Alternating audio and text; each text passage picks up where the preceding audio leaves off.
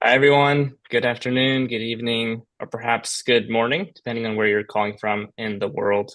I'm Javeth Mast, Director of Operations here at Management Consulted, and we're really thrilled to have you here for this Recruiting Secrets panel. We've got five incredible guests that I'm really excited to introduce you in just a few moments. But again, thank you from the Management Consulted team for taking some time out of your Wednesday to hang out with us. Really excited for today's session. While still got folks joining, I've got one really fun announcement, and I'm going to ask my colleague Caleb to unmute and share about the new management consulted community that's launching here in just a couple days. Caleb, I'll give it over to you. Wonderful. Thank you so much, Japheth. Hello, everyone. Caleb Preston, Community Manager. Yes, and we're so excited. Next week on February 1st, we're launching the MC Community, which is the first ever go-to community for aspiring consultants. This really is a place that's going to help turbocharge both your networking and your career. And we do that with three ways. We connect you with the right people. You can find other peers to practice cases with. You can DM with other coaches and pros in the industry, and even connect with firms, recruiters, and execs that are hiring today through some of our live events. One of the most exciting things is we have about 6 to 7 live events every month, from intensives to hot seat sessions to fireside chats with firms that are hiring right now. So those alone are a reason to come join us. And then finally, anyone that comes in gets a personalized strategy call with myself or one of our other experts on our team to really make sure that your plan is set up for success as you move into management consulting. So we'll put a couple links in the chat. Right now, we have a special offer. Anyone that buys Black Belt or Super Prep, our two main programs that best support you to prepare for your case interview, you get a year for free in the membership. So while spots are open, you'll see a link in the chat. You can sign up for that. I think the next couple days, that's still an available offer. And then if there's still space after that, we'll put a link to our community wait list. We're going to open up to the wait list if there's still room, if we haven't already sold out, and you'll see an email maybe this weekend if there's still spots available. So we hope to see you in there, and thanks for the opportunity. Amazing. Thank you, Caleb.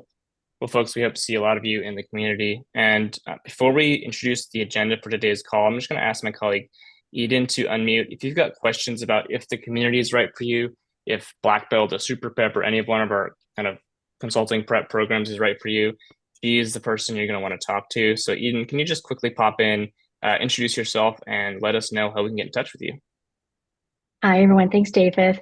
So my name is Eden. I am here to not only help you figure out as a candidate if what we have to offer is right for you, if the community is right or Black Belt, but I also work with our university partners. We have over 90 plus university partners where we help their students prepare for case interviews. And so if you're interested in finding out what our free resources are or any of our paid resources, workshops, case competitions, anything of that nature, we would love for you to reach out to me and book a time on my calendar.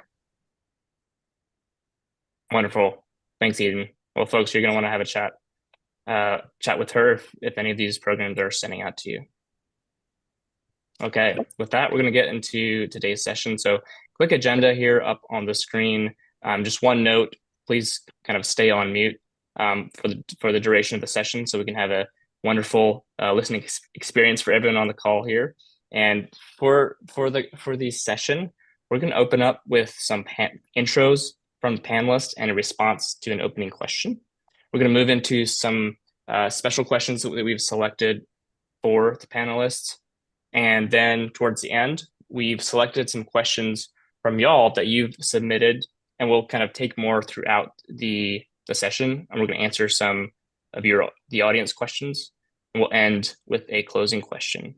But with that, I'm going to turn it over to my colleague, Jenny Ray LaRue, to kind of share just a little bit more about the session and to kick us off. Jenny Ray, over to you. Welcome, everyone. I'm Jenny Ray LaRue, and I'm excited to welcome you to our Recruiting Secrets panel. We have 5 amazing panelists today, and I'm going to let them each go through, introduce themselves, talk through a little bit about the programming that they offer at their school, what kind of students they work with, etc. And we'll have them just give you a little bit of an overview so you'll see who's here and what they do. Of course, this is Management Consulted, so our focus today is largely going to be on the recruiting process that is into consulting. But as you'll hear, many of these students that go through this process don't necessarily start out thinking that they're going to go into consulting. Some of them start out thinking they're going to go into consulting and go into something else. And so there's a lot of different pathways that these career services offices help with, and we're excited to hear from each one of them. We selected these panelists because we really think that they do an exceptional job sharing their process with their students, helping and championing their student success. And we know that you're going to learn a lot from what they do in your own journey as well. So I'm going to begin with our colleagues from Cornell. Cornell, why don't you go ahead and dive in? Yeah, of course. Yeah, thank you all so much for coming and taking some time out. Thank you, Jenny, for intro. So my name is Justin Goot. I'm a career development associate within the College of Arts and Sciences at Cornell University. I've been in this position for about a year and a half, and I work with students any years undergraduate to even 5 years after graduation. And we do various supports and services, anything from resume and cover letter review to career exploration to networking advice. Also, obviously, a lot of practice interviews. And for today, obviously, I work very closely with students, case interviewing, case prep, behavioral interview. And so it's something that I've learned quite a bit just in my time here at Cornell, and I've actually worked with management consulted themselves too in some training, which has been very helpful, that I've gotten some one-on-one training with. And so yeah, that's just a little bit about myself and our office. And yeah, thank you all so much. Justin, we're glad to have you. Where's your favorite place to eat on campus? On campus, normally, I'll be honest, I normally do bring my own lunch, but on campus, I would Packer, say love that. probably I would say maybe Risley Dining Hall. I enjoy, they have a lot of good options there. Love it. Well, thanks for joining. We're so excited to have you here. And you basically said in more words, you do everything, right? You do everything for a huge audience of people, which is a really impressive job. So we can't wait to dive into the depth of what you are offering today. Let's go to SMU next. Yeah. Hi, everyone. I'm Brandy Dalton, and I serve as the Senior Director for BBA and MS career programs for the SMU Cox School of Business here in the big city of Dallas, Texas. I've been with SMU for 10 years, and so a long time, and been leading this team for about 5 years now. A brief overview of our Career Center. We are a decentralized campus, so we only serve our College of Business students, and we have collaborations with other career centers across campus. As far as our center, we are under our umbrella. We have 4 different teams that work with all of the Cox student population. My team, which is a team of 7 career coaches, serves the coaching programming for all of our undergrads in our 1-year Masters of Science programs. We have 4 of those, 1 in finance, 1 in management, 1 in business analytics, and then accounting. The other teams focus on MBA career coaching. So we have a team that coaches our full-time MBA programs, and then a team that coaches our professional MBA programs. And then we also have an employer relations and operations team that really serve our employers' needs on campus, put together all of our networking events, manage our Handshake platform, as well as any on-campus interviews and events. That's kind of us in a nutshell, and I'm glad to be here and excited to share more with you guys about our programming. I love it. We also just really enjoy working with your students. Love Can it. you share your favorite place to eat on campus or near campus too? Oh, goodness. Maybe I'm hungry for lunch. I'm not sure, but I kind of am right now. So, you can't go wrong with Chick-fil-A, right? We are big Chick-fil-A people here. We have 1 actually on campus and 1 just adjacent. So they're always full. They're all, students are always have Chick-fil-A in their hands, and it sounds really good to me right now too. So I know where that Chick-fil-A is. I've been there before. Yeah, it's great. Amazing. Thanks again for joining. Yeah. Swarthmore. Great. Thanks, Jenny Ray. Hi, everybody. I am Erin Massey from Swarthmore College. I'm the Director of Employer Connections and Assessment, and I've been at Swarthmore for 20 years in career services. Crazy how time flies. For those that don't know, Swarthmore College is a selective liberal arts institution, and we're located right outside of Philadelphia. We have about 1,700 students now. We've grown a little bit over the last 20 years. Started out when I started, we were about 1,400. So we've grown a little bit. We are all undergraduates. We have no grad students, so just an undergrad program. Our Office of Career Services falls under the Division of Student Affairs. So, and we're very centrally located on campus. So we're very visible. And being a part of the Student Affairs area allows us time to collaborate quite a bit with our student affairs friends. So we're always sort of interweaving in with programming with other areas throughout the college, which is really exciting. Our team is 5 FTE plus 1 FTE for marketing and 1 for an administrative coordinator. We also have really strong peer-to-peer programs at Swarthmore. So we do have 10 career fellows who are students who support students in various ways in their career development. Our team, our professional staff, is divided loosely between employer relations and assessment and then career education with the marketing and administrative support. We do everything Justin shared, everything. We're all generalists. We do the career counseling, programming, employer programs, panels, workshops, everything. And I'm really excited to be here to share what Swarthmore does. Erin, we're so excited to hear, and I'll definitely ask a follow-up question later about your peer fellows program, because I know that's something that some schools either have or might be thinking about doing. But I can't wait to hear more about that. I feel like I should ask you a more Swarthmore-y question rather than your favorite place to eat. Like, what's your favorite poetry? I always feel smart when I walk onto your campus, but I'll let you pick which one you want to answer: favorite piece of poetry or favorite place to eat. Well, I was ready to. Silverstein is always a big hit in our house. My husband's a big fan. My kids have all the books. We read them constantly. But we do have a brand new dining center that just opened last semester. So I would have said that if that was my question, with lots of really great stations from different areas of the world. It's fantastic. So if you're ever on campus, let me know, anybody on this call, and I'm happy to take you to the dining hall. Thank you. Awesome. Love that. Amazing. Okay, well, thank you so much. Let's go to USC now. Thank you very much, Jenny Ray. Hi, I'm Oma Luen, and I would normally say good morning, but I'm actually in New York City today, so good afternoon. I'm trying to think of how to introduce myself. I've always thought of myself as a non-traditional career services professional. I joined higher ed in 2010, and that seems like eons ago, but I came out of industry for about 20 years in industry, starting with executive search, Korn Ferry, Heidrick and Struggles, then heading up Nestle USA's professional staffing team. And then I joined higher ed, and my joke is that the kids decided to grow up and then they decided to go off to college. So I went with them, not to their displeasure. But in essence, I started at the graduate office supporting MBAs, full-time, part-time, mid-career. And then in 2018, I had the wonderful opportunity to join the undergraduate program to build their career services team.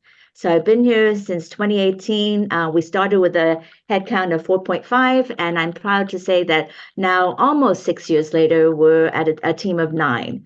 We are a decentralized school, so we support just business and accounting undergraduates. There are 4,200 of those students out of the 21,000 that are here at USC.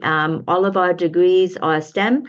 There are 9 FSCs that the students can choose from: finance, marketing, supply chain, data analytics, and the like. And in essence, in terms of a quick demographics, I would say 46% of our students are female, and we've been growing that number quite steadily with gender parity in our admit class for the last 3 years. 26% are from the underrepresented target students and 16% international, and 1 out of every 5 students, are first gen. So that's sort of Marshall in a very quick nutshell.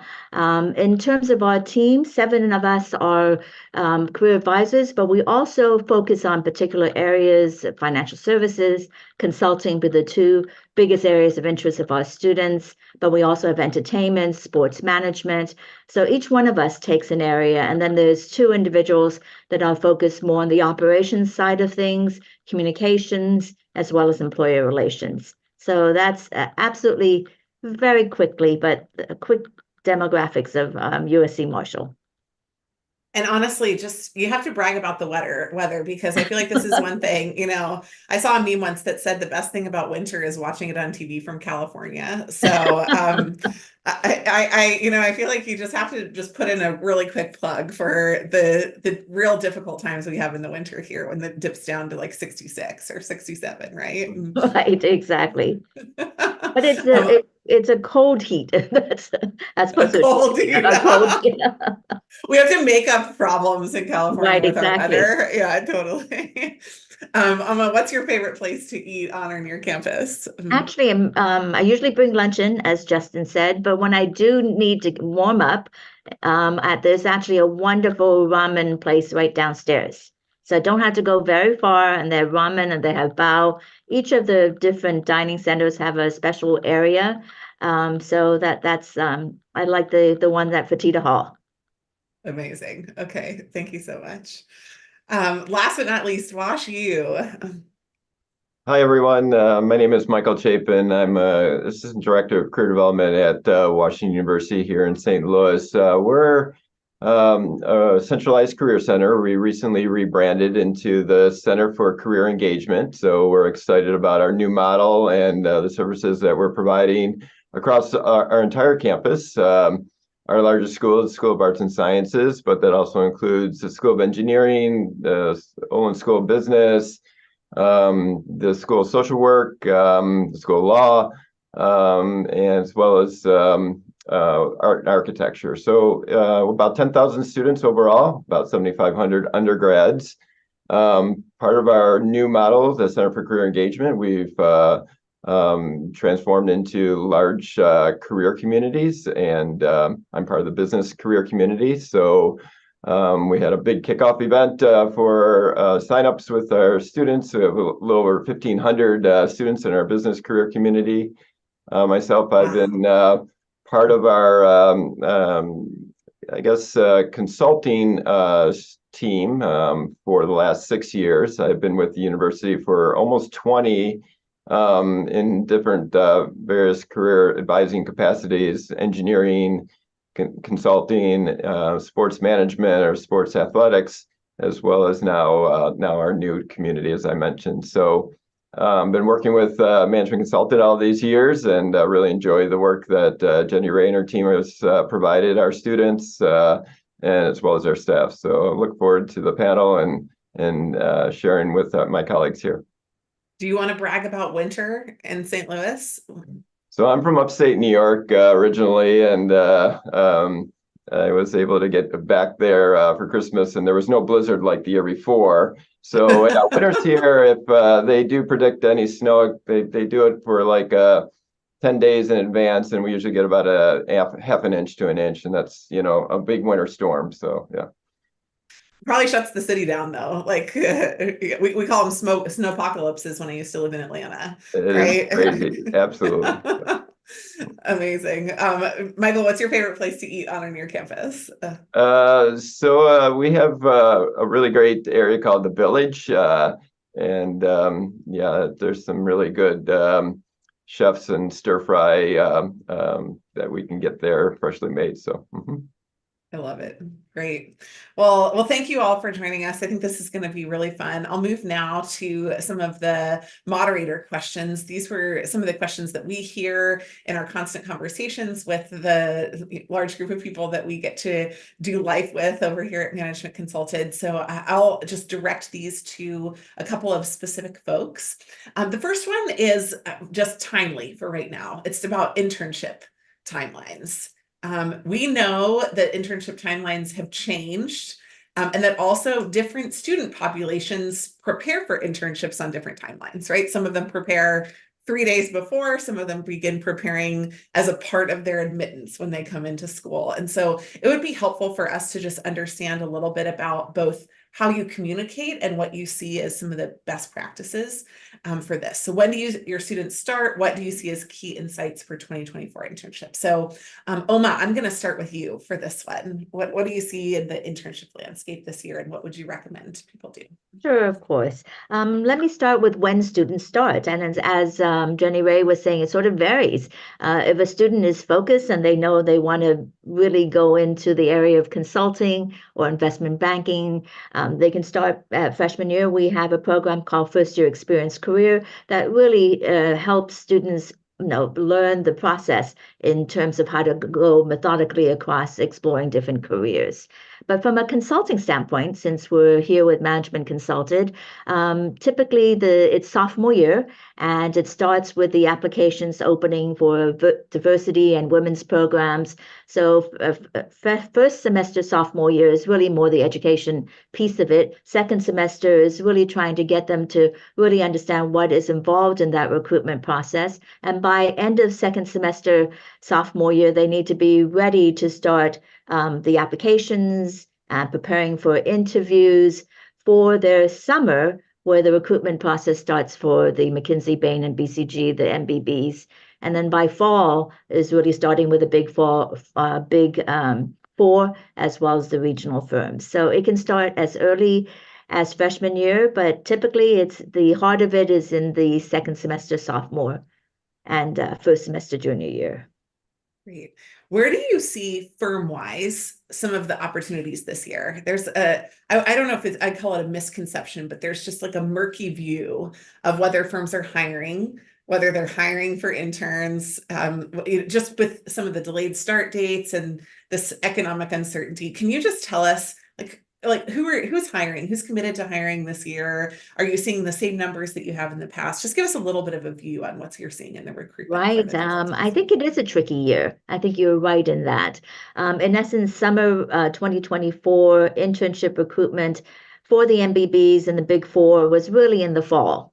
So fall hiring was really it, but we are seeing still a lot of the regional and boutique firms hiring in the spring of 2024 for summer of 2024, but mainly in the healthcare area, more specialized niches, less on the strategy and the advisory side, but there's still internships available. They're fewer, definitely, than prior years. So it is quite more competitive, if you will, but that's what we're seeing on our campus. I love it. Erin, do you mind weighing in on this as well from a little bit of a different perspective? Sure. So our students are similar, obviously very varied in their timeline and the engagement. Some students are prepared when they come in freshman year. I know this is what I want to do. And even if that changes along the way, they're committed. And then other students who come in their senior year, like the week before they graduate, and say, oh, you know what? I hear that consulting could be really exciting. How do I get into that? So it's a different type of advising depending on, where they're coming from. We do our best to share out what the recruiting timelines are. And as we all know on this call, those timelines have escalated quite a bit. So we try and do some educating in first year sophomores of students, because a lot of times our underclassmen, freshmen and sophomores will come in and think, oh, I want to do consulting or finance. Well, we know that those are so different, but to them, it's just business. So, we try and do a lot of educational stuff during the freshman and sophomore years, but that are a little bit less intimidating than, say, come talk to these Big Four firms, where it might be an alumni panel. We call it education and careers in finance and consulting. Really, if you have a new name, let us know. But, it tells the students, hey, this is what consulting is, this is what finance is, in a very safe environment, with alumni usually or really strong firms that we have good connections with. What we tell students too, same thing, key insights for their internship search is to network. And when you think you're done, network some more. Never stop. A lot of times we get the question of how many should I apply to, until you get one that you're happy with and you want to accept, right? Our goal is that you get as many offers as you can, and let you be the one to decide not to take it. And a big in for us as being a liberal arts and a smaller institution, we are not going to be a target school for a lot of those big firms. It's going to be a lot through our alumni connections and networking, and then also the diversity programs. So if you're interested in any of those areas, I would definitely recommend any student to look at different programs at the different firms, because they all have different types of programs that they offer in that regard. Amazing. Let me move on to the second question. This question I'll direct to Justin. So Justin, what's a common mistake that you see students make, and how do you help students avoid them when you can? Yeah, absolutely. Great question. I think for me, at least, probably one of the biggest, at least related to kind of management consulted and sort of the pursuit of consulting as like an internship or career, may be, I guess, twofold. One would be not fully maybe knowing everything kind of about what consulting entails, and which is obviously quite all right, but I guess of just somewhat peers or others have talked about consulting and it's kind of a buzzword, or it's a, an industry or field that a lot of alum, go into. So naturally, oh, okay, hey, let me pursue that. And that can happen with finance too, of just like, oh, I want to work in finance. And so I think sometimes that can be sort of one common sort of struggle of like, well, why is it that you want to go into consulting, and sort of helping them kind of navigate and figure that out of,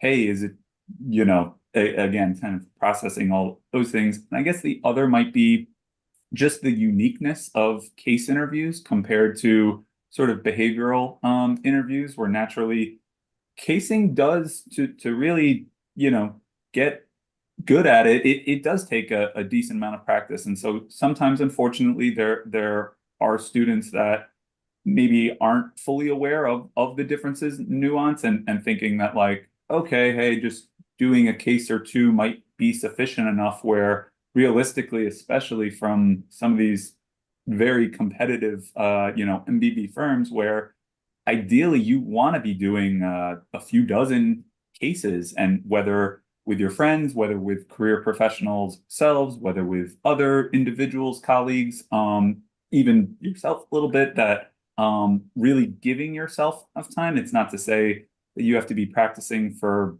months and months and months, but ideally, we do kind of encourage students to try to start a little bit earlier. And sometimes we do that through different sort of workshops a little bit before kind of the hiring period, as well as just newsletter and other information and other sort of resources to kind of encourage them to start a little earlier, so they're not applying and then doing a case interview or two, a week before for the first time.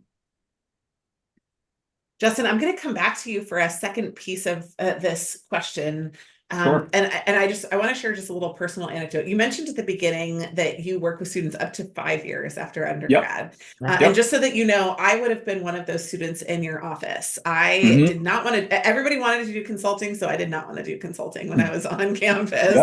Yep. And I shaved my head and I traveled around the world, and I started a business in South Africa. And then a couple years later, my friends who had gone into consulting were like, hey, PS, what you're doing is like consulting, but there's a lot of benefits. You should think about it. And so I came back to my career services office. So my question for you is this: like, let's talk about the wild ones, right? Like the ones who don't follow the pathway. What should they do if they, kind of like, what's the best way for them to make use of their time or to build experience? Like if they don't do consulting and they don't do finance and they're not in the lane, what else do they do? What would you recommend for those students? Yeah, I mean, personally, I always, encourage students to obviously sort of pursue what they're most passionate about, and don't necessarily, as working at the, School of Arts and Sciences, where we're always constantly telling students that like your major doesn't decide your career, that you can explore during your time, the 4 years at Cornell and certainly beyond, to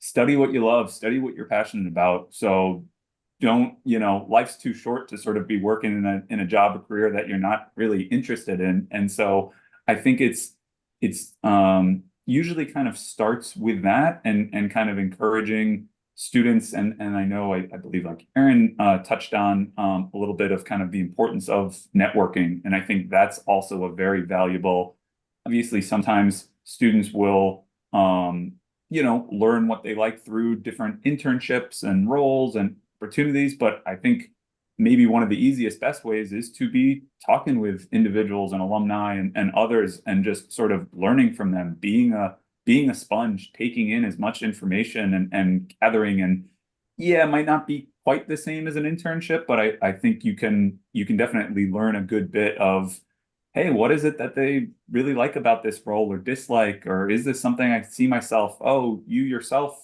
didn't get into consulting until several years after. That's encouraging because this isn't even on my radar. And so, yeah, and I usually share even myself of like my background, where I never would have thought I'd be a career advisor.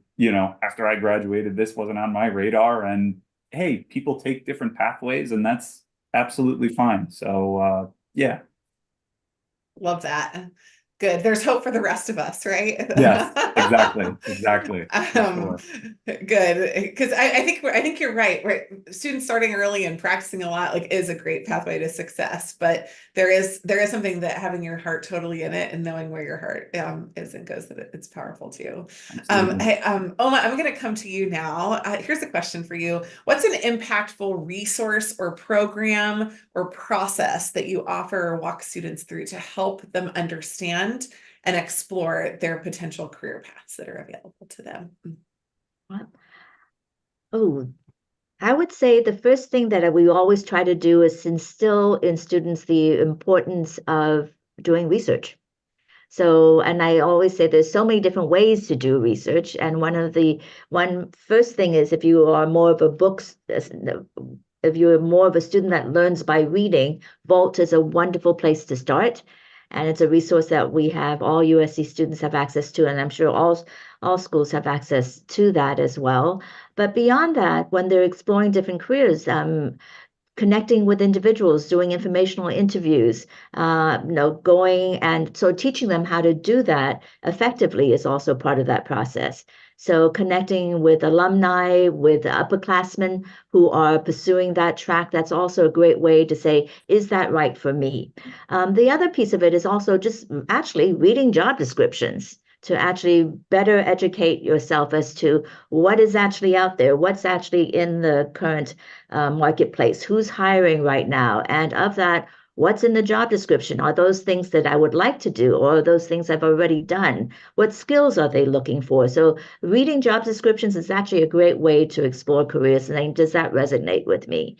Also attending all the amazing events that I'm sure all of our schools provide students, and trying to get them to come and to experience that, and saying, does that resonate with me? And of course, if that does, then showing them the different resources that are available, whether it's Wall Street Prep or Training the Street or Management Consultant being one of those. There's so many different wonderful resources that will help them take a deeper dive in any avenue that they seek. So I would say make use of those companies that are coming to campus because they're looking to connect with you.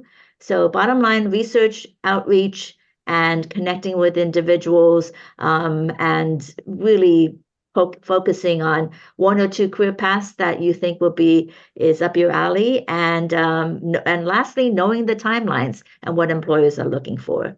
So hopefully that answered your question. I love it. I think that's great. Thank you. You're welcome. It's a tall task, right? Yeah.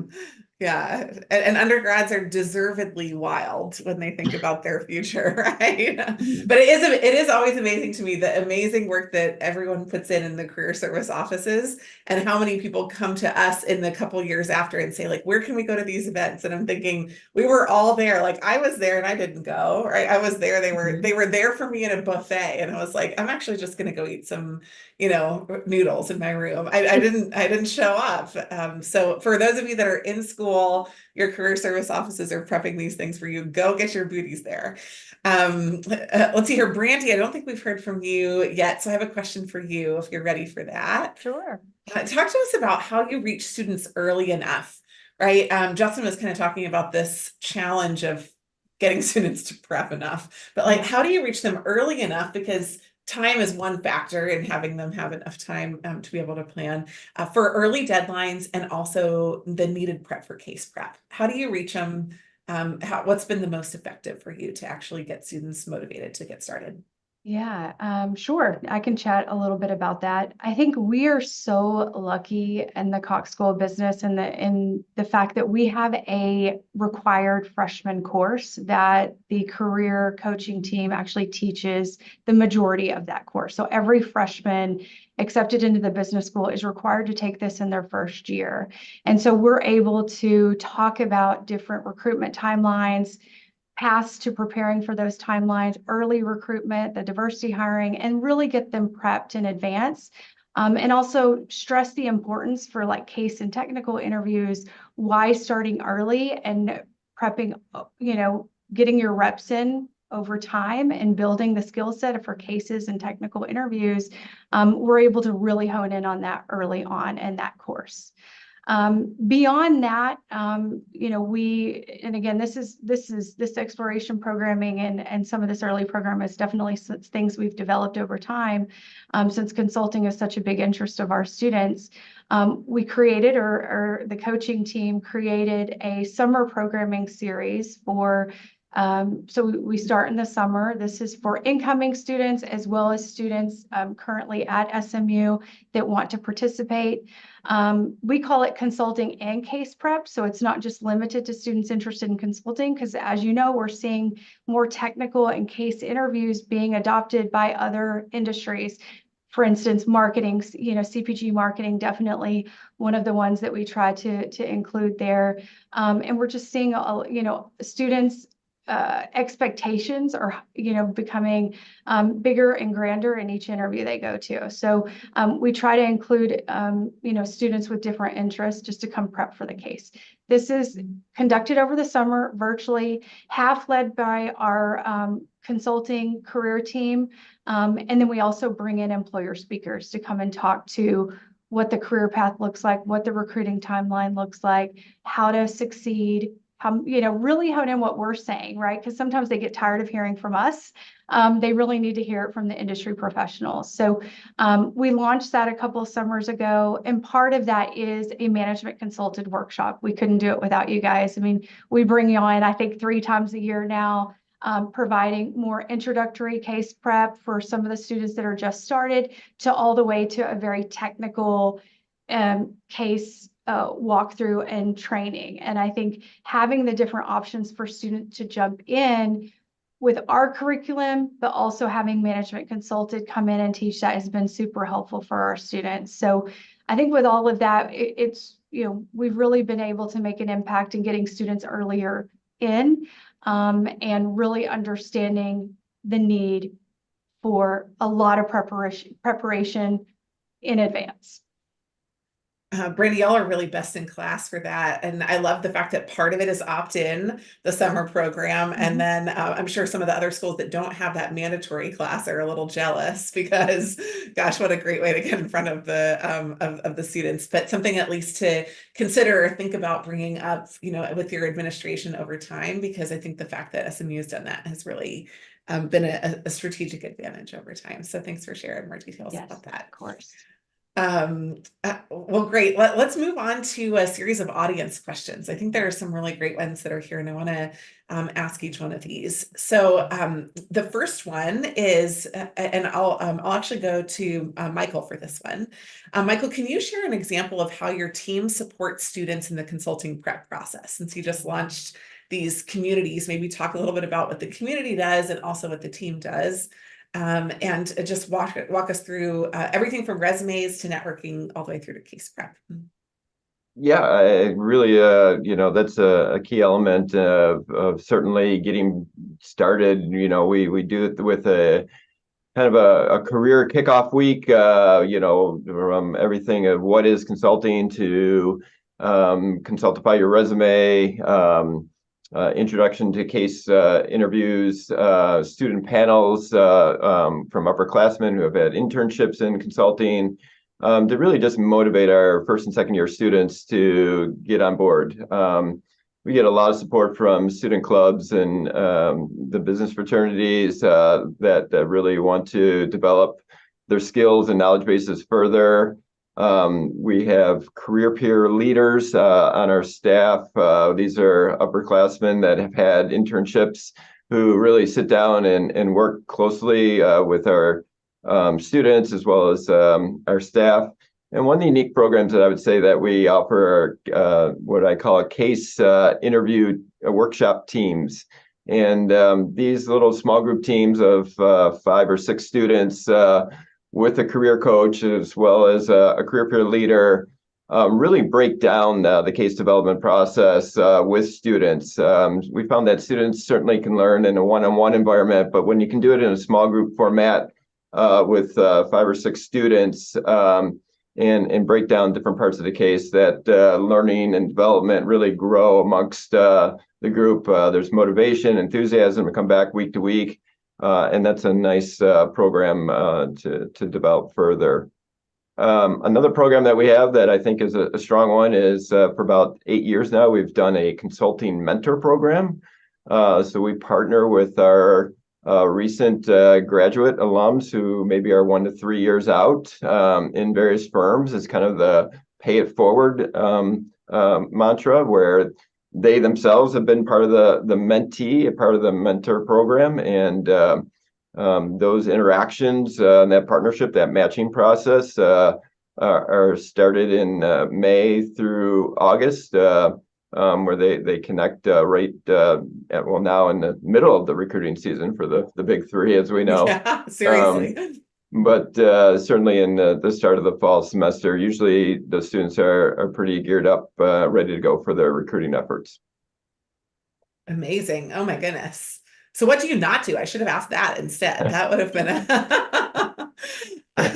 you don't walk them into the interview by the hand, right? That's the only thing you don't do. But yeah, it feels that way, but they really give students a lot of credit, and part of it is that that pay it forward, or students really want to get involved and help each other out. It's whether it's this generation or just the culture of our students are on campus, is really amazing to see how the give back aspect of where students are. It feels very non-competitive here. It's very supportive. So I very much enjoy that. That's a gift for sure. Erin, I'm going to go to you now. Talk to us about career centers and students, how you recommend that both of you leverage opportunities if you're not a target school for firms that students would like to go to, or that you think would be a good match for your students. Definitely use alumni in the most positive way. So we are not a target school, as I mentioned earlier, for a lot of firms. We do have a very strong and committed alumni base that want to see we call ourselves SWATties, other SWATties in their workplaces. So we lean on that very heavily. Some of the things we help to do for early on in the process is we do a case interview buddy list, where we try and match students up with alumni, and then they do prep sessions throughout the it's set up for the summer. They'll do some casing over the summer. We do a lot of that. We do a lot of panels sort of off the record, and it's always very clear, I'm not here recruiting for XYZ firm. I'm just here to give my alum perspective. But talking to alumni and trying to dig your way in that way and trying to make those connections. And then certainly applying. I mean, obviously apply to the diversity programs are a big one, as I mentioned earlier, but that's one that we also encourage a lot of students to do as well, to get their foot in the door. Love it. Okay, awesome. I love how you said use in the best way, right? Right. In consulting, we have a word for that. We call it leverage, right? we leverage, yeah, or kind of lean on some of those opportunities. And our alumni are very. If you're in that situation and you're listening now, if your alumni were in that situation as well, so yes, they want to. They know. They know yes. what it's like. They know that it's hard. So, we rely very heavily on our alumni who are amazingly helpful. I found that even at Bain and coming from a target school, honestly, the same thing was true in any competitive space like this.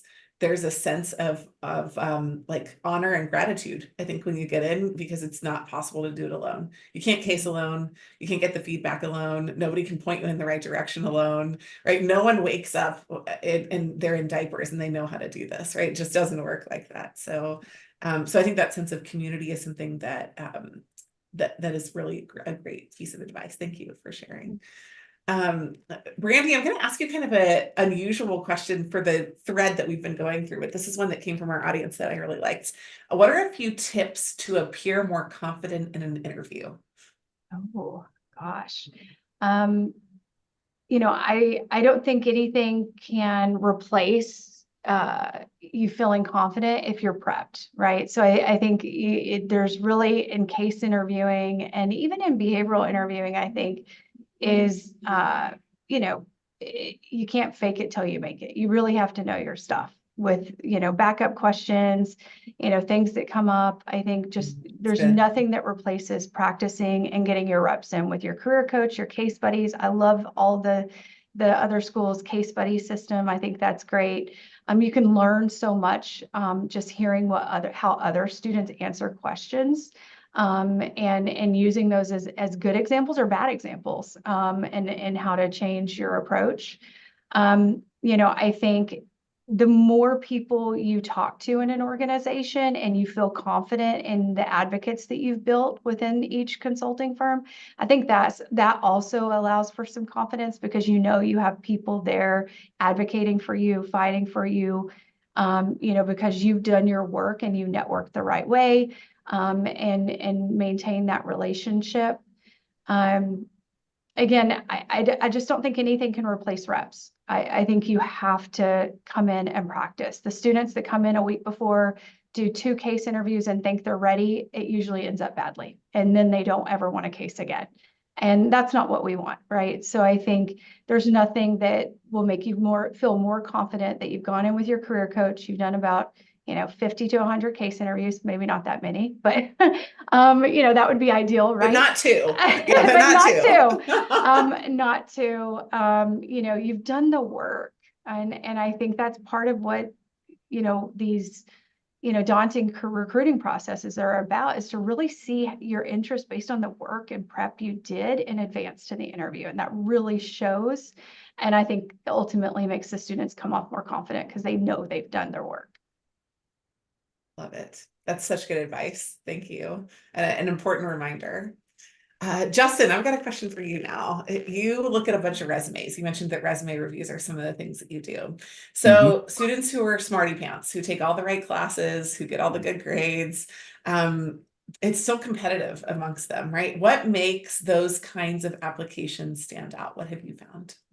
Yeah, great question. I think a couple different things. I think one, understanding that a resume isn't just obviously of, you know, college you went to and experiences and sort of names and titles that are fancy sounding, that like it is the experiences that you did and how you're describing it, and having, I think such an important part of a resume is the visual look and the visual appeal, and understanding that a lot of these companies, obviously more and more leaning towards like AI and different systems that kind of read it, but of when there is a human HR rep that's kind of looking at it, realistically, they're just looking at it for probably a minute or so. And so the little attention Could be detail, generous. A minute might be generous. Exactly. That's probably, it's exactly, could even be, 20, 30 seconds. So how you're sort of describing the various experiences that you've done, of kind of answering a lot of those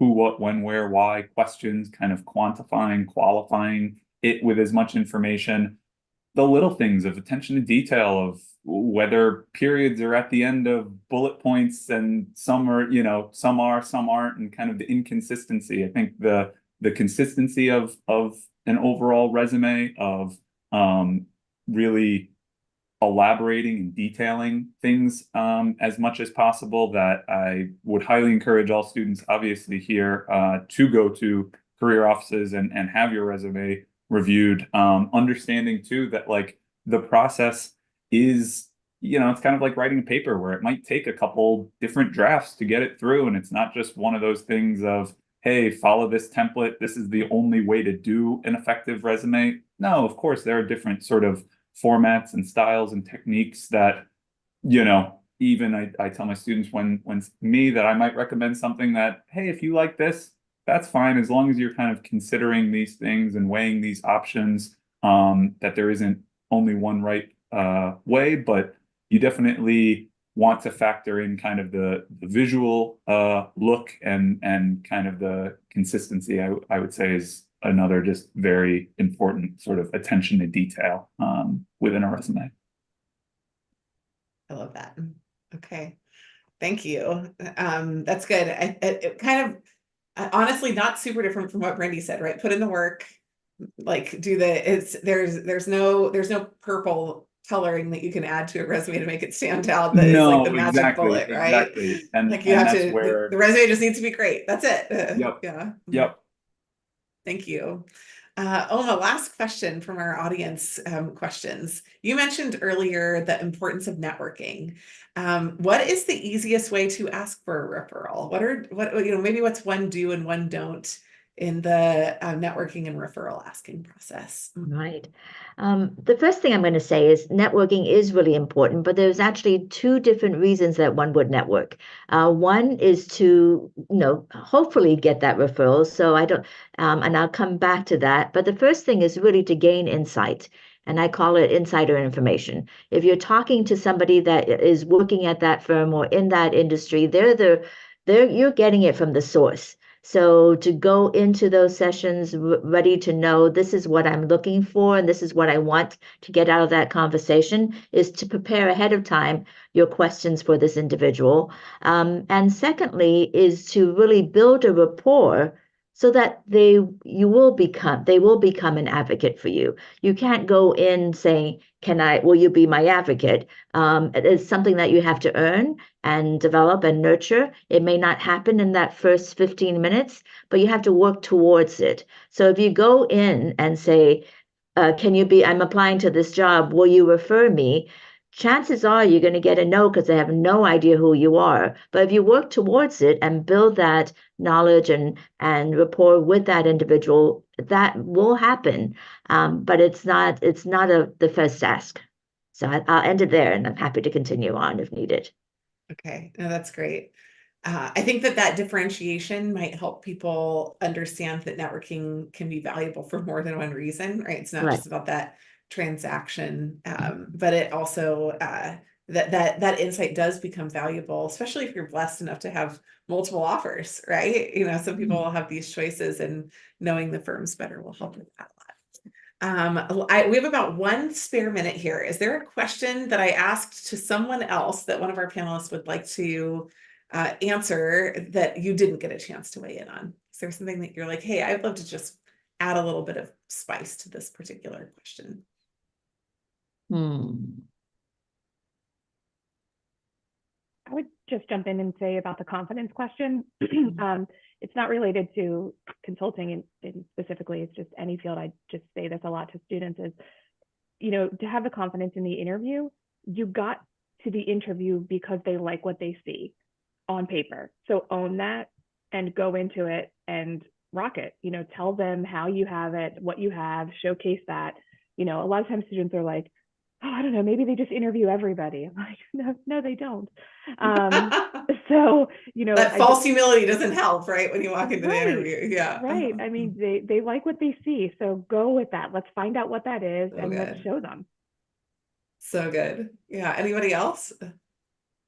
I guess because I know there's students on here, I think this is kind of the mistake question and also prep and everything. Best advice is, and what we see at SMU sometimes happening with, especially in some of the early recruitment timelines, don't compare yourself to others. Everyone's career journey is their own. There's some students that may be more ready for cases and technical interviews than you are. Just get yourself ready. Focus on you. Focus on your own success. focusing on everyone else that's getting offers, that's getting asked for interviews, it's just going to discourage you, and make you want to quit. And so don't quit. Just focus on you. How do you get there? And just don't compare yourself to others. I think that's one of the issues we have a lot with students, and it just causes a lot of discouragement and disappointment and frustration. And we find that sometimes that presents a hurdle where they just want to stop doing anything, and that's not what we want. Such a good word. I love that. And I think to build off that, I really like that as well, is that, hey, for all the students that are in attendance today, this is already like a great first step into learning more, of figuring out sort of what to be doing, that already attending some of these like Zoom, info sessions and chats are awesome. So keep up the good work. Love it. Well, let's wrap up. I would love for all of you just to, first of all, thank you.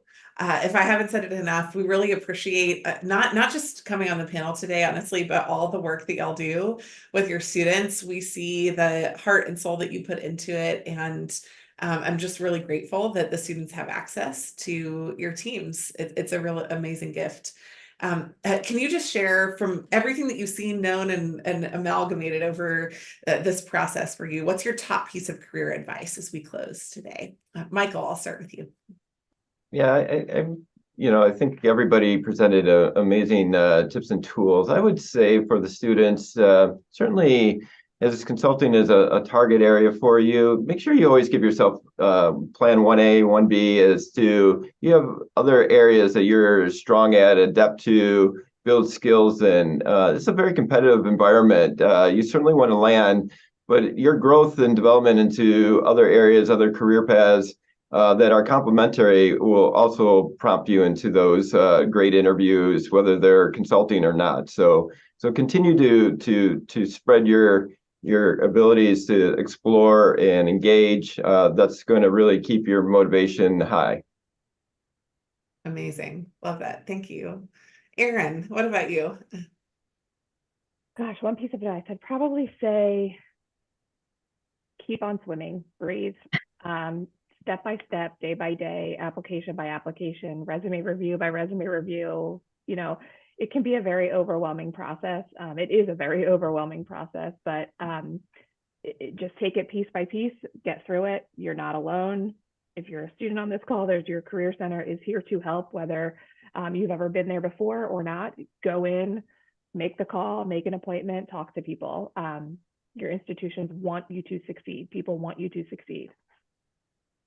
Gorgeous. Thank you. Oma, how about you? Okay, I have not quite a list, but they all sort of come together. First of all, and there are themes that we've been discussing throughout the hour, but do your homework, and just the importance of research and wherever you can find that information. Secondly, to truly build out your network, and that's not for referral purposes, as we discussed, but also gaining insight.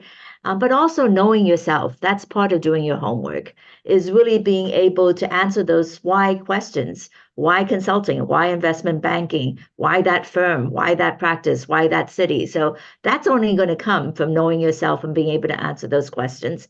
And then practicing and I would say correctly, taking in feedback and not just practicing by the heck of it and getting that tennis stroke wrong. But the other piece of it is really, it's as Brandy said, strive for that personal best.